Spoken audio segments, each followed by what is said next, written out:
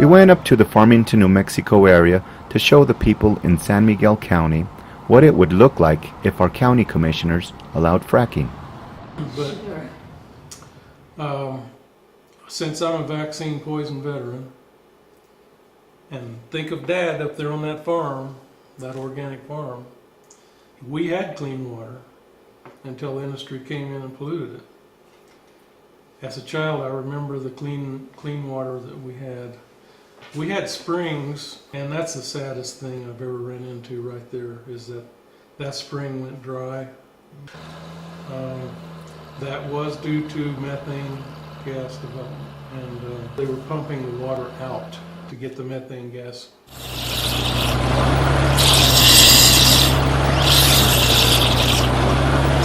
Methane gas is being released here, but you can't see it. You can only see it with an infrared camera. This gas is releasing cancerous substances. If you breathe it, you can get cancer. The release of this gas is not regulated by our federal government.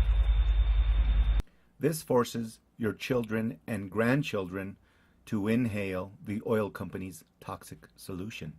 Thanks to technology, today's technology, we were able to prove that we had methane gas in our water wells. The water wells, you could actually flame them, light the methane. Well, the sad thing about all that is methane carries benzene and toluene in a lot of cases, carcinogenics. Mm-hmm. So, fortunately, we were able to get the Oil Conservation Division involved, and we had what was called a water fair.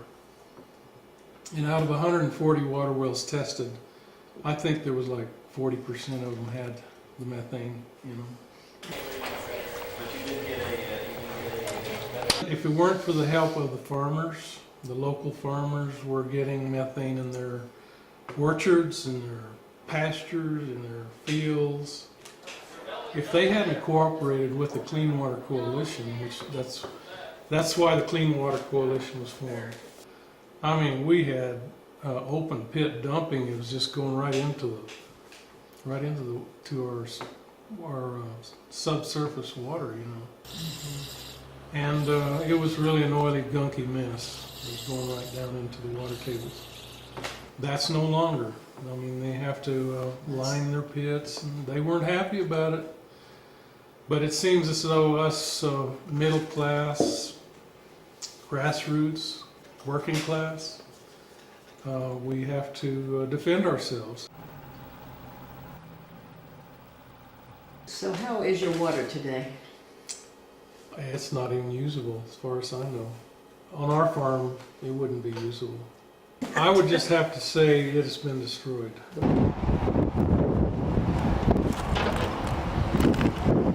Get a real close up of that danger.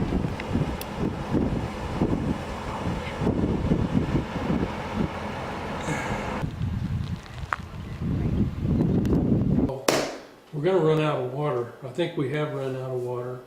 So water is a very, very, very precious commodity.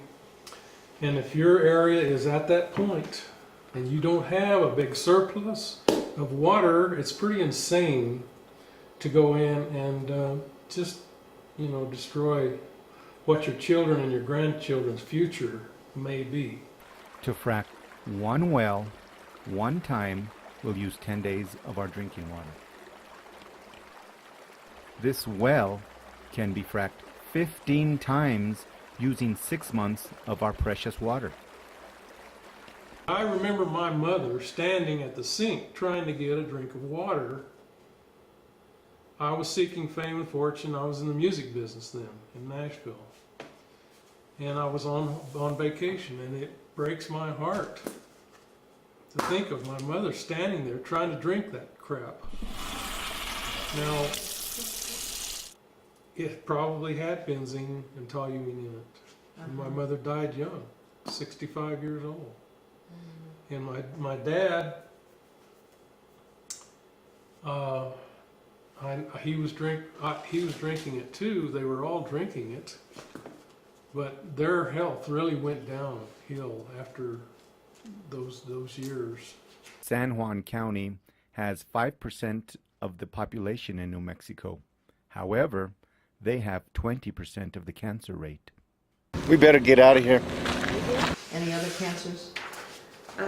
Lots of other cancers, a lot of strange and weird cancers like cancer of the eye, cancers of the bone, brain cancers in young children, eye cancers in young children. And my friend, now deceased, she had bone cancer, and they sent her to New Mexico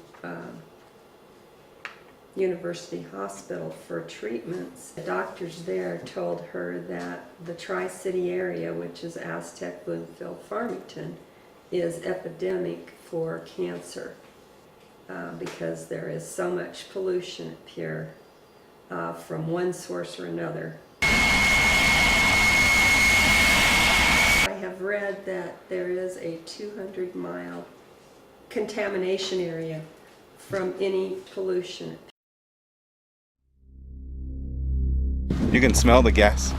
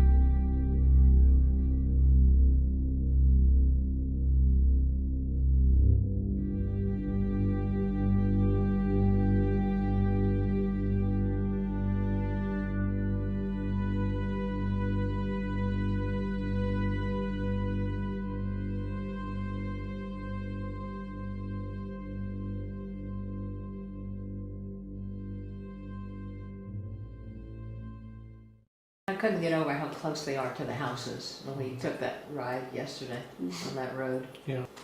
It's unbelievable.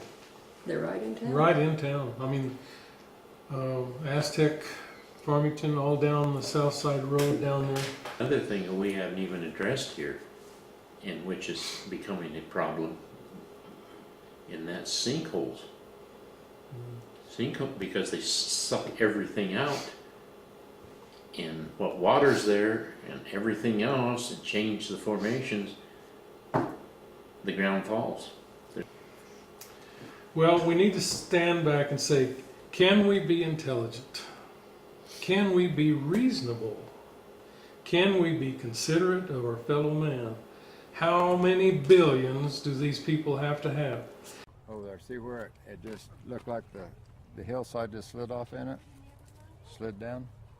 Now what happened, Larry? I contributed the vibration, the compressor.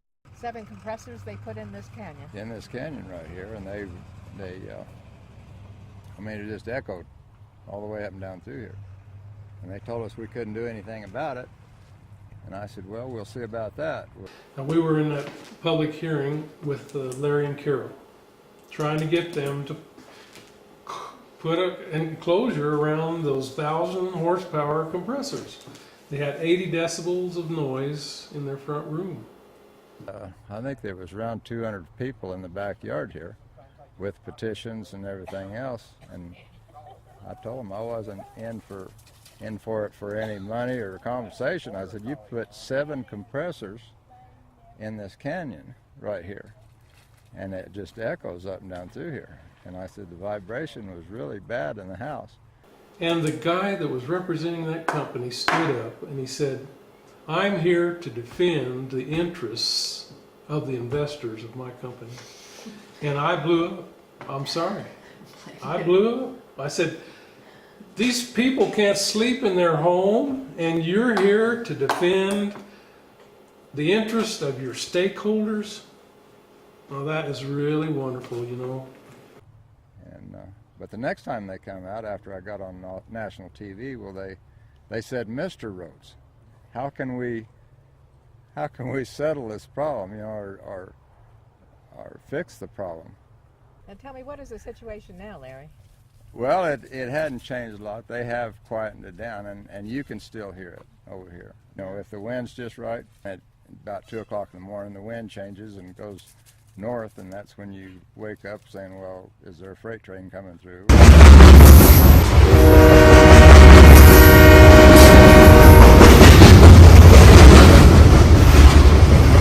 They don't. What is the name of that area?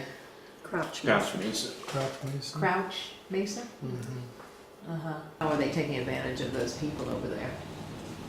Put in land farms, putting in the injection wells. It's like a rotten egg smell. Well, that must have been what we smelled when we came. That land farm is stuff that evaporated already into the pits. Yes. So it's the Well- worst of the worst dried up. Back in the soil. Well, they aerate it. So they So- say. so they- That means So it they goes Throw up, it into the air. goes up in the atmosphere, and they put chemicals in there that's supposed to cause it to digest. More chemical. Yeah, more chemicals, and it's kind of a nightmare. What we don't understand is what we breathe goes straight into our bloodstream through our lungs, you know. And then the liver has To take care of to it. clean that bloodstream.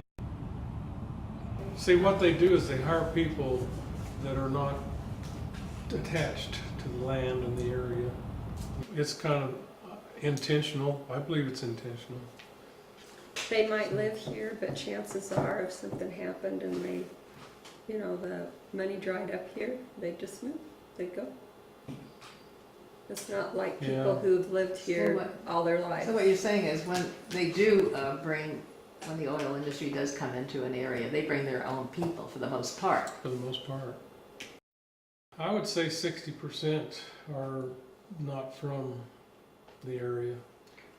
Most of your work comes from, like I said, what they call roustabout crews. You know, they just put the equipment on it and they don't care. They haven't, you know, all they're told is go out and set this on the pad, and that's what they do, and they leave. They tie everything in, the gathering lines and so forth, and they're gone. You know, but all the planning stages and all this stuff, those people could care less. That's right. Yeah, the planning stages and the development, they're done by people that aren't attached to the land. Now tell me, do you have any message for the people in San Miguel County? And the majority Well, of them as do not far- want the oil industry in there.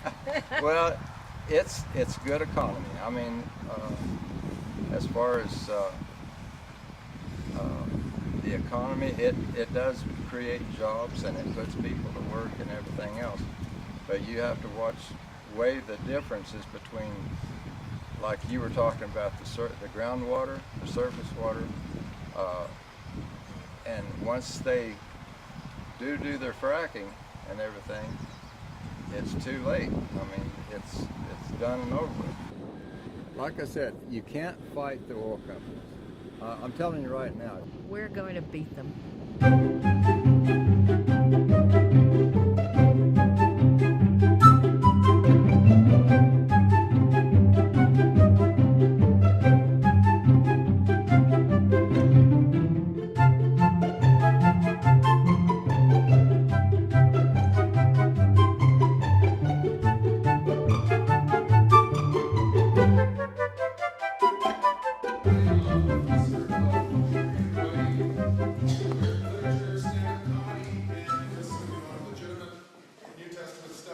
I grew up around oil and gas all my life. I've been inundated with it. It's surrounded me. I've been harmed by it, physically, mentally, emotionally. It's taken a toll on my life. It's taken years from my life. The chemicals that they've used that have been referred to are so toxic that they killed 2 of my healthy dogs. So and that's what you're going to get. When they put stuff in our water, when your children start getting sick, when we start getting sick, and the doctor wants to know what's in our system, they are protected, not us. And that's why we cannot let the Pandora's box get open. They will come in, and then they will be unstoppable. Before they come in, we can stop them. Can any of these problems that we're facing be solved through regulation? If you're thinking that regulation's kind of okay, consider this. Every environmental disaster that's happened with big oil has happened within a regulatory environment. Do you think that British Petroleum wasn't regulated when they destroyed the Gulf? Do you think that Exxon wasn't regulated when they took out the Alaska shoreline? Yeah, the Exxon Valdez spill. Regulation does not prevent harm. I can't be held for treason or anything else because I'm a Native American. I'm a sovereign Indian, just like those land grant people. See? And when each and every one of you in this room was born, when you were conceived, you were a sovereign entity. But you were brought into a corporation called the United States of America. And you were told, this is what you are. And you better damn well be patriotic about it too. Even if we frack in your backyard. Let's give a warm appreciation for all of us here. We can take back our communities. Let me describe a fracking field. This is one thing that we talk about drilling holes in the ground and stuff, but you can't really get a picture until you have seen a map of a fracking field, and I unfortunately don't have one big enough to show you. So I'll try to give you a description. Say they go out here about a mile the other side of the Deep Ib Park, and they put in 56 wells. Those wells will go down and take off on laterals that run 2 miles, and then they will frack them. So when they are finished, folks, this fracking field is all the way from where we are to my house in Romeroville. That's how big this thing is. They're 2 miles in either direction, and the fracking pad where they drill the wells can be as big as a mile square. They are immense. I'd like to now announce Marianne Romero.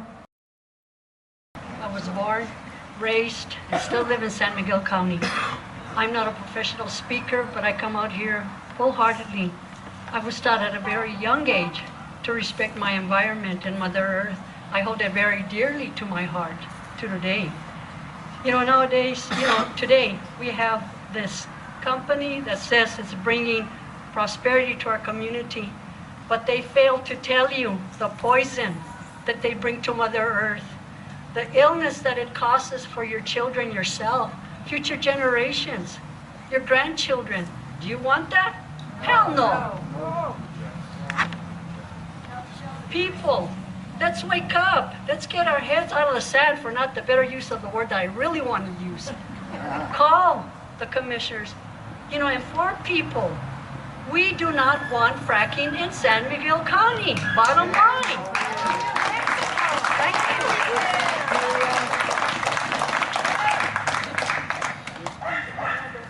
No fracking way in New Mexico. Let's ban this all over the country. It's time we went solar. Nothing that goes on in the county of San Miguel, in the city of Las Vegas, or for that matter, the state of New Mexico, should be done without the total consent and the approval of the citizens of this state. We always say in Las Vegas, ¿verdad, Tito? Que el agua es la vida. Right? El agua, nothing can happen with water. El agua es la vida. El agua no se vende, el agua se defiende. You don't sell water, you defend water, because that is the backbone of our economy, our environment, and our culture. I'm going to point my finger with great admiration at Miguel Pacheco. Miguel has been driving around with signs banning hydraulic fracturing for 6 years. And he was the guy that put me on the spot and said, hey, no way. No, we're going to stand up and we're going to be proactive. We've got this incredible group of people, and it's building. And what we are finding that we have to do is we have to build our community. That's why these ordinances are called community rights ordinances. It starts on the local level, and it moves up, it pushes up. It's the people, it's the grassroots organizing that is so important. A rumor in this community for the last 40 years that I'm anti-Anglo. But I am not, obviously. Maybe a little bit, but I'm anti-Anglo for those that come to exploit our community, those that come and condescend to us, and those that destroy our way of living that we've lived here for 500 years. Now I'd like to introduce Rock Leveri. Violence against women increases in any boomtown of fracking. Methamphetamine becomes a major issue. How do you think these oil men can work so many hours, so many days a week? The jails fill up like crazy. The boom bust. Trailer parks and apartment buildings will go up like crazy, and then they'll be vacant once industry leaves. It goes on and on and on and on. We can have alternative energy center. Miguel's been talking about this.